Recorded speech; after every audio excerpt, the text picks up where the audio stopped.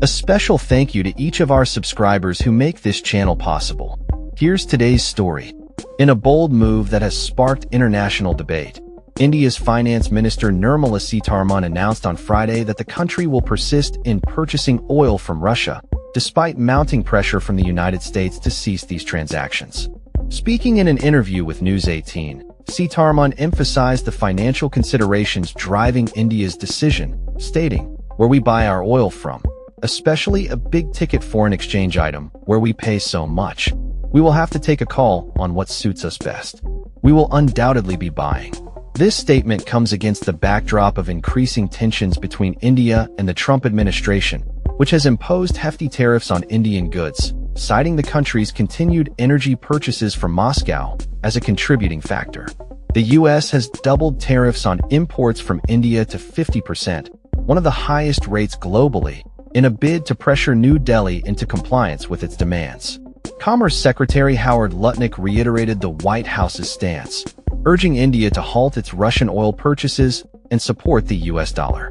The U.S. has been critical of India's role in the global oil market, accusing it of aiding Russia's war efforts in Ukraine by purchasing its oil at discounted rates.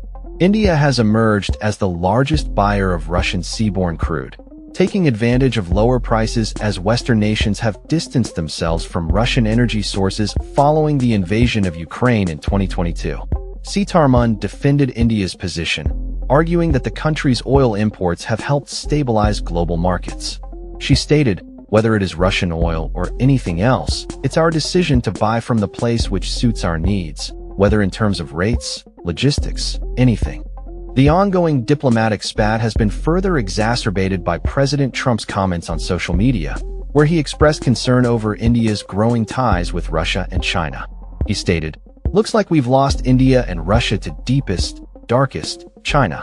May they have a long and prosperous future together." The relationship between India and the U.S. has been strained, especially following the recent meetings between Indian Prime Minister Narendra Modi, Russian President Vladimir Putin, and Chinese President Xi Jinping at the Shanghai Cooperation Organization Summit. These discussions have raised eyebrows in Washington, with many analysts viewing them as a sign of a shifting geopolitical landscape. Sitharaman's remarks highlight India's commitment to prioritize its economic interests over external pressures, asserting that the country will continue to engage with Russia as long as it remains financially viable.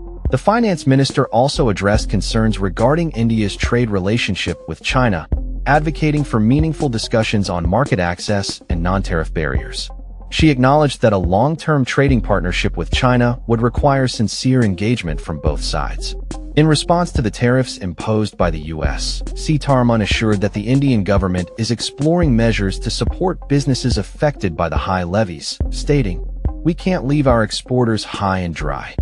As India navigates these complex international waters, the implications of its oil purchasing strategy will likely reverberate across global markets and diplomatic relations.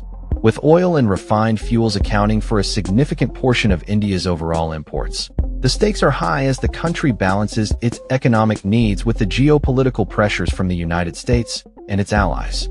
The unfolding situation underscores the intricate dynamics of global energy markets and the challenges faced by nations as they seek to assert their sovereignty in an increasingly interconnected world. That's all for this story. We upload videos every day covering many different subjects, so hit that subscribe button to stay informed. Thanks for watching.